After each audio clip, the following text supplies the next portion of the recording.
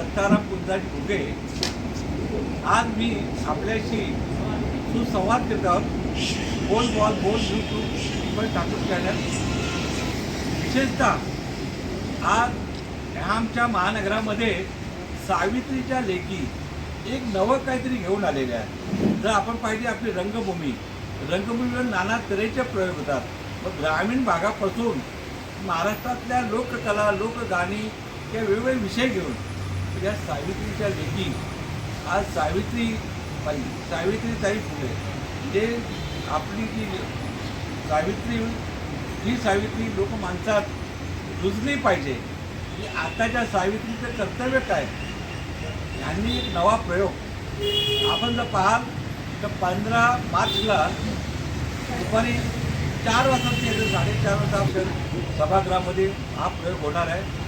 आपण त्याचं एक मूल्य जे काय आहे एक तिकीट म्हणजे आम्ही तुम्हाला उपलब्ध करून देऊ. पण आपण यायचं आहे. आल्यानंतर तुम्हाला हा एक नवा प्रयोग बघायला मिळेल. एक सर्जनशील प्रयोग आहे आणि सावित्रीताईंच्या या दोन्ही सावित्रीच्या लेखी आहे. सायली कामकर, कोमल कामकर, सायली पावसकर. आता बघा एक माहीमवरून आलेली आहे आणि एक डोंबिवलीवर आलेली आहे. आणि हा जगा दुवा या महाराष्ट्राच्या राजधानी मुंबईच्या प्रवेशद्वाराजवळ ह्या दोघी मला भेटल्या. मी खूप प्रभावित झालेलं. तर मी विचारतोय की आपण हे जे नाटक हे रंगभूमीला आणत आहे हा प्रयोग याच्याबद्दल तुम्ही काय सांगता. आम्ही दोघीही थिएटर ऑफ रेलेव्हन्स या नाट्य सिद्धांताच्या कलाकार आहोत, ज्यामध्ये हे खूप स्पष्ट आहे की नाटक हे मनोरंजन किंवा करमणुकीचं माध्यम नाही आहे, तर नाटक हे जनतेमध्ये चेतना जागवण्याचं, कलात्मक बोध, आत्मबोध जागवण्याचं एक सशक्त माध्यम आहे, ज्याने प्रत्येक माणसाला माणूस करता येतं, प्रत्येक माणसामध्ये वैचारिक मंथन करता येतं आणि प्रत्येक माणसामध्ये विचार रुजवता येतात. आणि यासाठीच आम्ही घेऊन आलो आहोत नाटक लोकशास्त्र सावित्री, ज्याचं लेखन आणि दिग्दर्शन केलं आहे रंगचिंतक मंजूर भारद्वाज यांनी.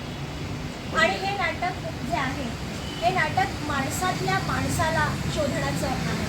कारण सावित्री आणि ज्योतिबा यांनी आपल्याला शिक्षित होण्यासाठी पुढाकार दिला. पण आज आपण सगळे साक्षर झालो, शिक्षित नाही झालो. तर नेमकं शिक्षित होणं काय आणि समतेचा विचार काय हे मांडणारं हे नाटक आहे. पण आजच्या सुशिक्षित सावित्रीबाई आहेत घराघरात नोकरीधंदा करणाऱ्या, तर त्यांची लहान मुलं आहेत. पण हे का नेहमी आपल्या मुलांना ट्युशन इंग्लिशमध्ये पाठवतात. त्यांच्यासाठी काय संदेश आहे तुम्ही. नक्कीच आज सावित्रीबाई फुले यांनी आपल्याला प्रत्येकाला त्यांचं जीवनपट, त्यांचा संघर्ष, त्यांची गाथा प्रत्येकाला माहिती आहे. प्रश्न हा आहे की आपल्यातली सावित्री कधी जागी होणार. तिने जे दगड शेण झेलले होते स्वतःच्या अंगावरती, तो यासाठीच झेलला होता की आजची जी महिला आहे ती केवळ शिक्षण घेऊन घरात बसू नये. तिने शिक्षण घेऊन सुद्धा स्वतःतली सावित्री ओळखावी आणि स्वतःतला समतेचा बोध जागा करावा. आज नक्कीच नवीन पिढी घडतेय, शिकतेय, पण तरीही महाराष्ट्रात 66% मुली या शिक्षणापासून वंचित का आहेत, हे प्रश्न आपल्याला खरंच खडबडून जागं करणारे आहेत. आणि या प्रश्नांना आम्ही या नाटकाच्या माध्यमातून आजच्या सावित्रीला विचारणार आहोत. तर नक्की प्रेक्षकांनो, मी आपल्याला आवाहन करते, आम्ही सगळे आपल्याला आवाहन करतो की या नाटकाच्या माध्यमातून आपण स्वतःतली सावित्री ओळखूया, जागवूया. वा. आयुष्याच्या उभे उन्हात तळपता क्रांती सूर्य डोक्यावर घेऊन या धडपडणाऱ्या रंगकर्मींनी एक हा नवा प्रयोग आणला आहे. आणि हा प्रयोग संपूर्ण महाराष्ट्राला काय संपूर्ण भारत देशालाही कौतुकास्पद असेल. तुम्ही हा प्रयोग बघा. मी स्वतः या प्रयोगाला असणार. हा प्रयोग बघितल्यानंतर आपण या प्रयोगावरती मन मोकळेपणे मुक्त चित्त करायचं आहे. आम्ही आपलं स्वागत करतो आहे. दत्ताराम मुळे या सावित्रीच्या लेखी आमच्यासमोर आल्या, यांच्यासमोर नतमस्तक होऊन यांच्या कार्याला शुभेच्छा देतोय. नमस्कार. दीपक ठाकूर प्रेसिडेंट दत्ताराम मुळे. पुन्हा भेटूया 15 मार्च आपल्या गानसम्राटी लता मंगेशकर नाट्यगृहामध्ये मीरा रोडला या आपण. धन्यवाद.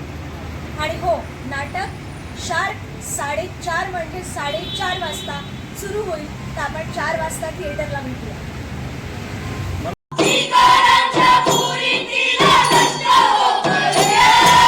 सागराला या हो,